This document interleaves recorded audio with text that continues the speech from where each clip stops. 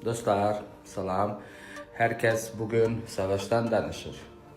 Mən bu zamanında mənim işim budur da, proqnoz vermək. Demək istəyirəm ki, siz yay əvvəli ərəfəsində heyvanların ölməməsi üçün indidən çalışın. Vaksinlər, bu təmizliyə quş, yəni ki, quş növlü heyvanlar və o birisi mal-qaradan başlayacaq, gətirəcək xəstəliklər hiss edirəm. Mən axı demişdim ki, dünya masonlar insanları qidadan, hər şeydən sınağa çəkəcək və o dönəm gəldiyi üçün xatırladıram.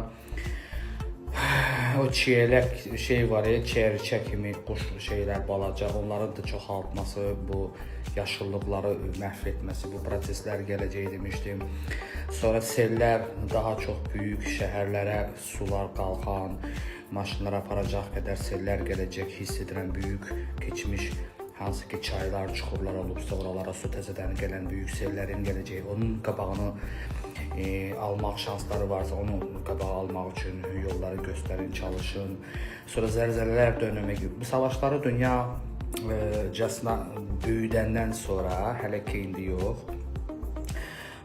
savaş daha böyüdəndən sonra, bir çox bölgələrə, bir çox yayılandan sonra da dünyanın bir çox yerlərində zəlzələlər çoxaldacaq və sonra zəlzələlər dönəmi gələcək. O dönəmə də çatdıqca, yəni bu son 2-3 ildə baş verəcək şeylərdir, ən uzağı bunlar hamısı. Mən indidən dəfələrlə xəbərdarlığını verirəm ki, mənim sizin vaxtilə İranın bu prosesləri görmədiyi vaxtında mənə lağ edib, ağzına gələn yazan vaxtında ki, niyə belə proqnozlar verirsiniz?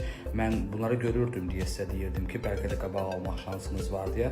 İndi də o sellərdən, mallara verəcək ziyan xəstəliklərdən qorumaq üçün şansınız olan insanlar indidən düşünsə yaxşıdır. Çünki dünyada böyük güclər, hansı ki masondur, odur, budur, bilmirəm, onlar insanların, sivillərin əlindəkini almaq, şəhərləri vurmaq, insanlara ölmək prosesləri aparır, adını da qoyurlar, ölkələr arasında şəxsi münasibətlər, şəxsi qərəzlər, nefti, odur, budur.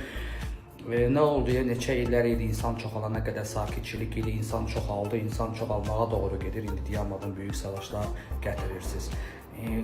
Bunlar təbii ki, araşdırmacılar başa düşür, amma bunlara deyən araşdırmacılar efirlərdə ya demir, ya da buraxmır nədənsə. Mən də özümə, öz izləyicimə borc bilmişəm ki, bunları sizə deyim, Allah qorusun. Başqa deyəcək təbii ki, bir söz yoxdur.